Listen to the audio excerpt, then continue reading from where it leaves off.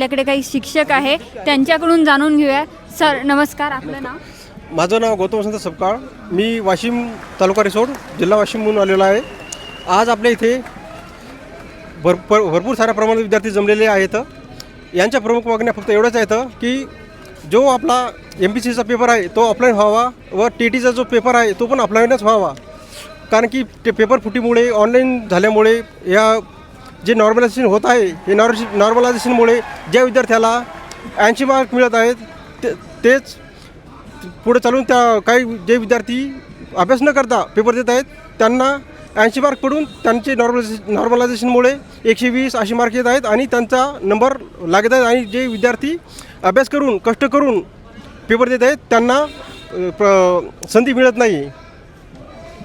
जे आता विद्यार्थी आंदोलन चालू आहे आपल्या मागे, तर सरांनी जसं मागण्या सांगितल्या, खरंच या आंदोलनानं राजीनामा मिळेल का, किंवा हे जे घोटाळा चालू आहे पेपर फुटीमध्ये ते बरोबर होईल का, की मंत्र्यांनी राजीनामाच द्यायला पाहिजे? 100% जर तुम्ही बघितलं असेल तर पाठीमागे आजपासूनच नाही की सतत 1 महिना 2 महिना या गोष्टीकडे शासनाचं लक्ष नाही. की तुम्ही जर बघितलं असेल तर MPSCचा पेपर असेल, पाठीमागे आता परवा 2 दिवसाखाली TTचा पेपर असेल, त्याच्यामुळे नीटचा पेपर असेल, हे अशी भरपूर प्रमाणात ऑनलाईन प्रमाणामध्ये पेपर फुटत आहेत. या पेपर फुटण्याचा सामान्य जे शेतकऱ्याचा मुलगा आहे, होतकरू मुलगा आहे, त्यांचं भरपूर मोठ्या प्रमाणामध्ये नुकसान होत असेल. तुम्ही जर बघितलं असेल तर ऑनलाईन परीक्षेच्यामध्ये ऑनलाईनमध्ये काय की नॉर्मलायझेशन एक प्रक्रिया आहे. नॉर्मलायझेशन प्रक्रियामध्ये काय आहे की ज्या मुलांना 80 मार्क पडतात किंवा 100 मार्क पडतात त्या मुलांना नॉर्मलायझेशन करून त्या 100चे गुण 120, 140, 160 होतात. आणि ज्या मुलांना होतकरू आहे किंवा जो मुलगा कंटिन्यू सातत्याने अभ्यास करतो त्या मुलाला 70 मार्क मिळतात. आणि ती मार्क नॉर्मलायझेशन त्याचे 70 विद्यार्थ्याचे मार्क हे 60 होतात. त्यामुळे त्या मुलांचं नुकसान मोठ्या प्रमाणामध्ये होते. त्यामुळे या शासनाने याच्याकडे गांभीर्याने लक्ष देऊन जे शिक्षण मंत्री असेल, जो काही गृहमंत्री असेल किंवा मुख्यमंत्री असेल, यांनी या गोष्टीकडे म्हणजे सातत्याने लक्ष दिलं पाहिजे. मुलांच्या ज्या काही वेदना आहेत त्या वेदनाकडे त्यांनी ह्या गोष्टी संपूर्ण बघितल्या पाहिजे बारकाईने.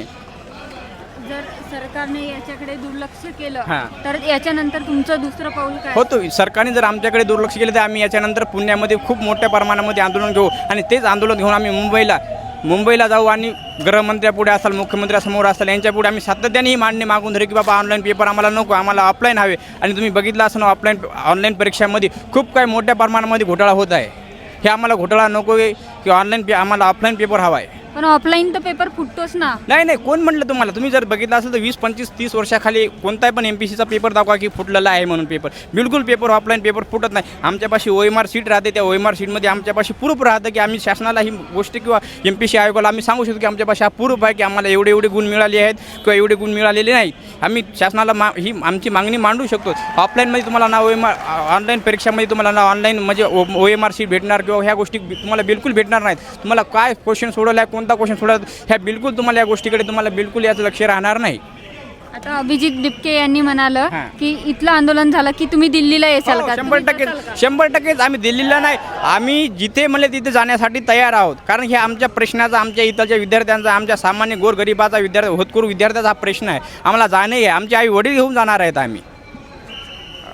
तर तुम्हाला काय वाटतं हे आंदोलन? सर आम्हाला वाटतं असंच की सरकारने हे जे पेपर फुटी याच्यावर काहीतरी मुद्दा उचला पाहिजे, लवकर निर्णय घ्यायला पाहिजे. हे बंद करा. आणि पेपर फुटी बाबतीत त्याच्या कारवाई व्हायला पाहिजे आणि ऑफलाईन पेपर व्हायला पाहिजे. सर तुम्ही कशाची तयारी वगैरे करता? भरतीची तयारी करतो आम्ही. आमचे पेपर पण होण्याचे असे पेपर फुटीमुळे याची शक्यता होऊ शकते म्हणून आम्ही पण याच्यात आलेलो आहे. आता रात्रंदिवस अभ्यास करता आणि जेव्हा अशी न्यूज येते की एखादा पेपर फुटला त्याबद्दल मानसिक त्रास कसा? मानसिक त्रास होतो ना. पेपर लक्ष लागत नाही पेपरमध्ये. वर्षभर तयारी वारंवार आम्ही मागच्या भरतीमध्ये 2-2 मार्काने एका मार्काने असे काही कटलेले आहेत. हे कुठे झालेले आहेत. MSF पण जॉईन करायचं ठरवलं होतं मग आता नोकरी पाहिजे. पण हे पेपर फुटीचं असं ऐकून ते पण जॉईन करावं लागायला. आणि जे आता भरत्या पण लेट होत आहे, रेंगाळत आहे, याबद्दल ते शासनाने असं रिक्त पदे काढून तुरंत भरती घ्या पाहिजे.